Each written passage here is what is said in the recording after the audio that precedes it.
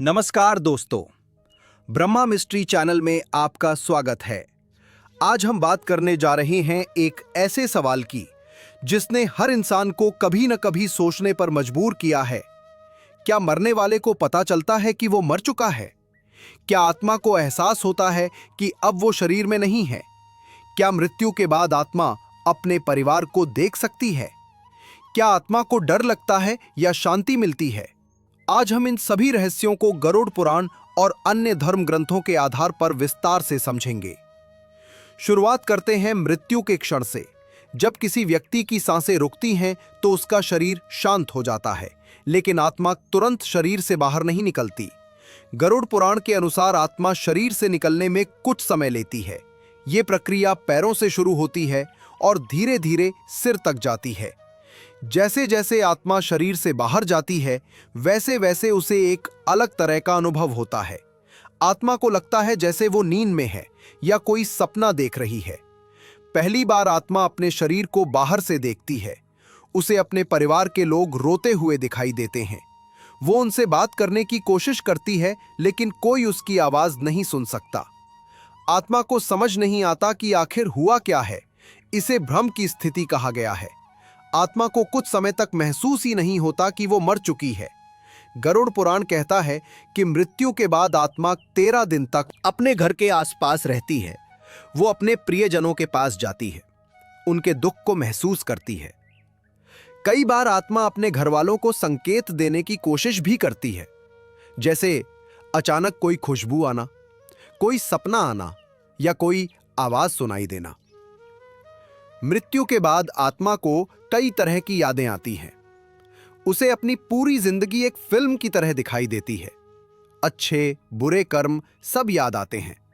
आत्मा को एक अजीब सी शांति भी महसूस होती है। शरीर के दर्द और रोग सब खत्म हो जाते हैं, लेकिन प्रियजनों से बिछड़ने का दुख बना रहता है। अब बात करते हैं आत्मा के अनुभव की। मृत्यु के तुरंत बाद आत्मा को ऐसा लगता है जैसे वो किसी अंधेरी सुरंग में जा रही है। फिर उसे एक तेज रोशनी दिखाई देती है। ये रोशनी बहुत सुकून देने वाली होती है। कई बार आत्मा को अपने पूर्वज या मृत रिश्तेदार भी दिखाई देते हैं, जो उसका स्वागत करते हैं। आत्मा को लगता है जैसे वो किसी अनजान जगह पर पहुंच गई है, लेकिन वहां डर नहीं होता, बल्कि शांति और अपनापन महसूस होता है। गरुड़ पुराण के अनुसार आत्मा 3 चरणों से गुजरती है। पहला है भ्रम, जिसमें आत्मा को समझ नहीं आता कि वो मर चुकी है। दूसरा है स्वीकार, जिसमें आत्मा को धीरे धीरे एहसास होता है कि अब उसका शरीर नहीं है। तीसरा है यात्रा, जिसमें आत्मा अपनी अगली यात्रा के लिए तैयार होती है। यमदूत आते हैं और आत्मा को यमलोक ले जाते हैं। यमलोक में आत्मा के कर्मों का हिसाब होता है। अच्छे कर्म करने वालों को स्वर्ग में जगह मिलती है। वहां सुंदर बगीचे होते हैं, संगीत बजता है चारों तरफ, खुशहाली होती है। बुरे कर्म करने वालों को नरक में भेजा जाता है। वहां आत्मा को अपने कर्मों का फल भुगतना पड़ता है। लेकिन यह स्थिति स्थायी नहीं होती। कुछ समय बाद आत्मा को फिर से जन्म लेना पड़ता है। मृत्यु के बाद आत्मा अपने परिवार से दूर नहीं होती। गरुड़ पुराण के अनुसार 13 दिन तक आत्मा अपने घर में रहती है।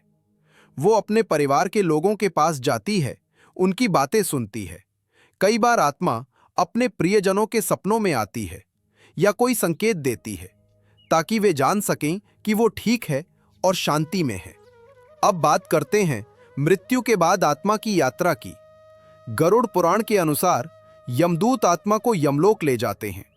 रास्ते में आत्मा को कई तरह के अनुभव होते हैं। अच्छे कर्म करने वालों को फूलों से सजे रास्ते मिलते हैं, देवदूत मिलते हैं और सुंदर दृश्य दिखाई देते हैं। बुरे कर्म करने वालों को डरावने दृश्य दिखाई देते हैं, कांटों भरे रास्ते होते हैं और आत्मा को डर और दर्द का अनुभव होता है। आत्मा की यात्रा में उसका पितृलोक में स्वागत होता है। वहां उसके पूर्वज मिलते हैं और उसे आगे की यात्रा के लिए तैयार करते हैं।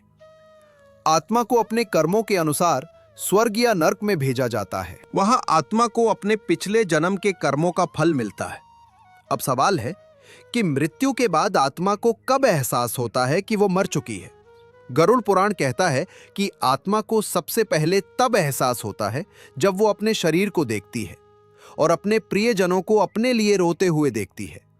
आत्मा जब अपने शरीर की चिता को जलते हुए देखती है या कब्र में दफनाया जाता है, तब उसे पूरी तरह से एहसास हो जाता है कि अब वो शरीर में नहीं है।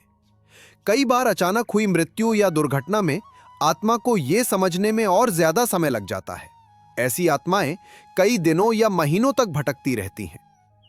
इसलिए हमारे धर्म ग्रंथों में कहा गया है कि मृत आत्मा के लिए प्रार्थना करनी चाहिए और 13 दिन तक श्राद्ध करना चाहिए, ताकि आत्मा को शांति मिले और वो अपनी यात्रा पूरी कर सके।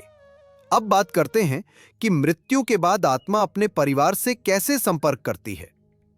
कई बार लोग बताते हैं कि उन्हें अपने मृत रिश्तेदार सपने में दिखाई देते हैं या कोई संकेत देते हैं, जैसे अचानक कोई चीज गिरना या कोई खुशबू आना। ये सब आत्मा के संकेत हो सकते हैं। आत्मा अपने प्रियजनों को बताना चाहती है कि वो ठीक है और उन्हें चिंता करने की जरूरत नहीं है। आत्मा के अनुभव हर किसी के लिए अलग होते हैं। अच्छे कर्म करने वालों को शांति और आनंद मिलता है। बुरे कर्म करने वालों को डर और बेचैनी होती है। इसलिए हमें अपने जीवन में अच्छे कर्म करने चाहिए, दूसरों की मदद करनी चाहिए और कभी किसी का दिल नहीं दुखाना चाहिए। शास्त्रों के अनुसार आत्मा कभी नहीं मरती, वो सिर्फ शरीर बदलती है। जैसे पुराने कपड़े उतारकर नए पहनना, वैसे ही आत्मा एक शरीर छोड़कर दूसरा लेती है। गीता में भगवान कृष्ण ने कहा है कि आत्मा अजर अमर है, ना तो इसे आग जला सकती है, ना पानी गला सकता है, ना हवा सुखा सकती है, ना हथियार काट सकते हैं। आत्मा सदा जीवित रहती है। मृत्यु के समय आत्मा को डर नहीं लगता। अगर उसने जीवन में अच्छे कर्म किए हैं, उसे अपने कर्मों का फल मिलता है और वो आगे बढ़ जाती है। लेकिन अगर आत्मा के मन में कोई इच्छा या पछतावा रह जाता है, तो वो इस संसार में भटकती रहती है। इसलिए हमारे बुजुर्ग कहते हैं कि जीवन में कोई काम अधूरा नहीं छोड़ना चाहिए और किसी से बुराई नहीं करनी चाहिए। गरुड़ पुराण के अनुसार जो लोग अपने जीवन में दान पुण्य करते हैं, माता पिता की सेवा करते हैं और धर्म के रास्ते पर चलते हैं, उनकी आत्मा को मृत्यु के बाद कोई कष्ट नहीं होता। वे सीधे स्वर्ग में जाते हैं और वहां आनंद से रहते हैं। आज की इस चर्चा से हमें यह सीख मिलती है कि मृत्यु कोई अंत नहीं है, बल्कि एक नई शुरुआत है। आत्मा अमर है और वो अपने कर्मों के अनुसार अपनी यात्रा जारी रखती है। इसलिए हमें अपने जीवन में हमेशा अच्छे कर्म करने चाहिए, दूसरों की मदद करनी चाहिए और सच्चाई के रास्ते पर चलना चाहिए। दोस्तों, अगर आपको ये वीडियो पसंद आया हो तो लाइक जरूर करें और चैनल को सब्सक्राइब करें, ताकि ऐसी ही और रहस्यमयी जानकारियां आपको मिलती रहें। क्या आपके साथ कभी ऐसा अनुभव हुआ है जब आपको लगा हो कि कोई मृत आत्मा आपके आसपास है, या आपने अपने किसी दिवंगत रिश्तेदार को सपने में देखा हो, या किसी अजीब सी घटना का एहसास हुआ हो जिसे आप समझ नहीं पाए हो? कमेंट में जरूर लिखें। और अगर आपकी कहानी सबसे अलग और रहस्यमयी होगी तो हम उसे अपने अगले वीडियो में जरूर शामिल करेंगे। क्या आपने कभी सोचा है कि आत्मा की यात्रा सिर्फ मृत्यु के बाद ही शुरू नहीं होती? हमारे शास्त्रों में लिखा है कि हर रात जब हम गहरी नींद में होते हैं तो आत्मा कुछ समय के लिए शरीर से बाहर निकलती है। इसी वजह से कई बार हमें सपनों में ऐसे स्थान या लोग दिखते हैं जिनसे हमारा कोई प्रत्यक्ष संबंध नहीं होता। कई लोगों ने बताया है कि उन्होंने अपने दिवंगत रिश्तेदारों को सपने में देखा, उनसे बातें की या किसी अनजानी जगह की यात्रा की। पुराणों के अनुसार जब किसी की मृत्यु होती है तो आत्मा 13 दिन तक अपने घर और परिवार के आसपास रहती है। यही कारण है कि हिंदू संस्कृति में 13 दिन का श्राद्ध किया जाता है, ताकि आत्मा को शांति मिले और वो अपनी आगे की यात्रा शुरू कर सके। गीता में 3 प्रकार के कर्म बताए गए हैं।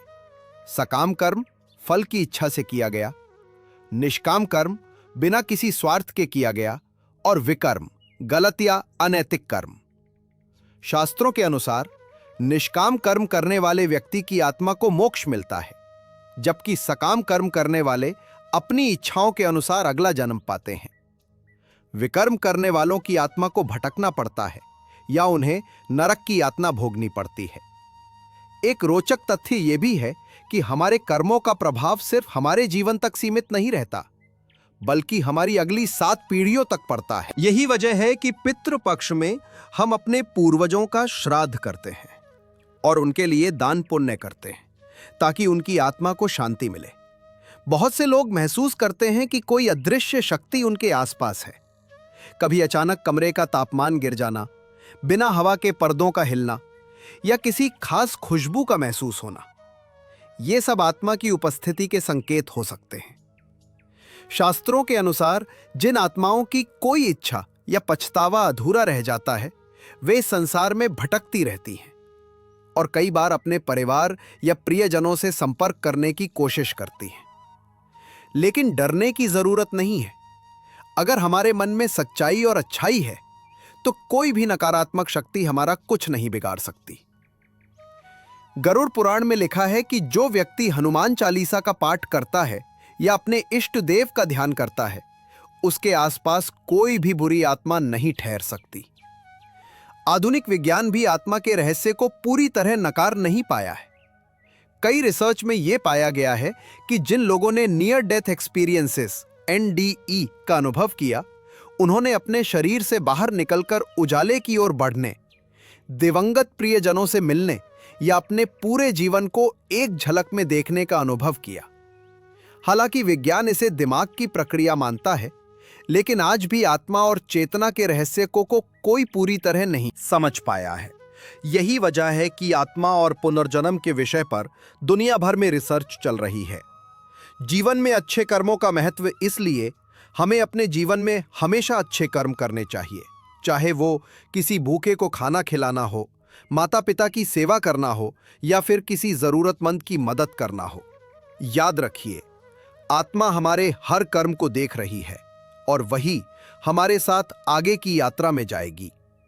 हर सुबह भगवान का नाम लें, सच्चाई के रास्ते पर चलें और किसी का दिल न दुखाएं। यही आत्मा की शांति और मोक्ष का रास्ता है। दोस्तों, अगर आपके साथ कभी कोई रहस्यमयी अनुभव हुआ हो, जैसे किसी दिवंगत आत्मा की उपस्थिति महसूस करना, सपने में मृत रिश्तेदार से मिलना या कोई ऐसी घटना जो समझ से परे हो, तो उसे कमेंट में जरूर लिखें। अगर आपकी कहानी सबसे अलग और रहस्यमयी होगी, तो हम उसे अपने अगले वीडियो में जरूर शामिल करेंगे। वीडियो पसंद आया हो तो लाइक करें, चैनल को सब्सक्राइब करें और बेल आइकन दबाएं, ताकि ऐसी ही और रहस्यमयी जानकारियां आपको मिलती रहें। धन्यवाद।